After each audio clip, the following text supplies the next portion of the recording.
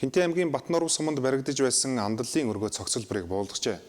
Учир нь энэ цогцлборын зураг төслийг гаргасан Эрдэнэбилэг агсны аргирийнхэн оюуны өмчөө ашиглуулахгүй гэсэн саналаа байгаль орчин аялал жуулчлалын яамд ирүүлсэн байна.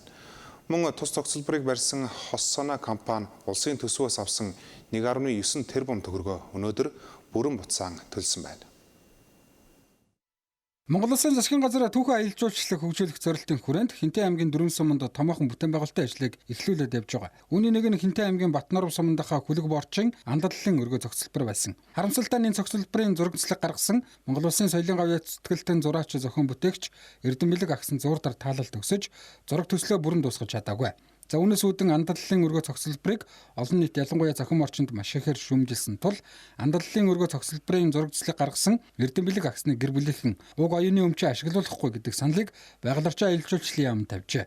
За ингээд яам Хинтээ аймгийн засаг даргын тамгын газар гүйцэтгэгч компани болох Хоссона компанитай байгуулсан 3 талт гэрээгээ цуцалж андаллын өргөөг буулгах шийдвэрийг гаргасан байна. Одоо Эрдэнэбилэг агсны гэр бүлээс байгаль орчин аялал жуулчлалын яамд хүсэлт гаргасан. За энэ хүсэлтэн дээр бол бас мөн тодорхой дурдсан байгаамаа.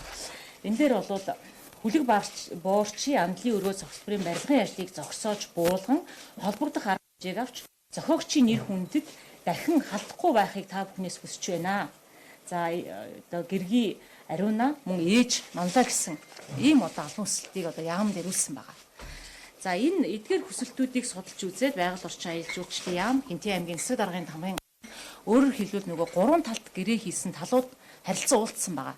За уулзаад бид бүхэн бас тодорхой чиглэл тогтсон. Өөрөөр хэлбэл одоо 3 талт гэрээний одоо 3 баг үлдсэн.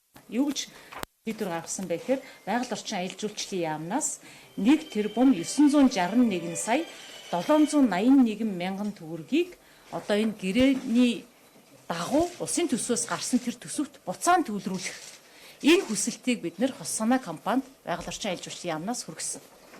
Андаллын өргөө цогцлбор нь 2 тэрбум төгрөгийн өртөгтэй. Энэ цогцлборыг барих сонгон шалгаруулалт 2018 онд явагдаж Хоссона гэх компани шалгарч бүтээн байгуулалтаа эхлүүлсэн байдаг. За ингэхдээ 4 удаагийн гүйцэтгэлээр 1.9 тэрбум төгрөгийн санхүүжилттэй Хоссона компани авсан байжээ. За нэгэнт гэрээ цуцлагдсан учраас Хоссона компани улсаас авсан энэ мөнгөө өнөөдөр буцаан төлсөн байна. Хүлэг боорчийн андлын өргөөний төсвийг байгаль орчин аялал жуулчлалын яамны хөрөнгө оруулалт их засварын одоо 10,009 тэг 1 33 тэг 4 дансанд төвлөрүүлэхийг Хоссона компанид даалгаж нэхэмжлэхийг явуулсан.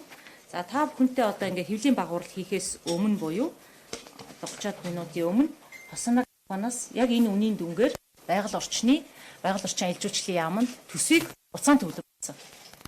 За өмнө нь ийм асуудал огт гарч байгаагүй. Өөрөөр хэлбэл бүтээлийн зохион бүтээгч зураг төсөл гаргасан хүн нас барсан нь давг түшхийг хүчин зүйл мөнгөж байгаль орчин аялал жуулчлалын яамны хуульчдын баг үдсэн байна. За дээрэс нь оюуны өмчөө ашиглуулахгүй гэсэн зохиогчийн аргирийнхний хүсэлт байсан учраас энэхүү андаллын өргөөг албан ёсоор буулгалаа. За уг нь дотор зураг төсөл нь ч бүрэн хийгдэг байсан юм байна.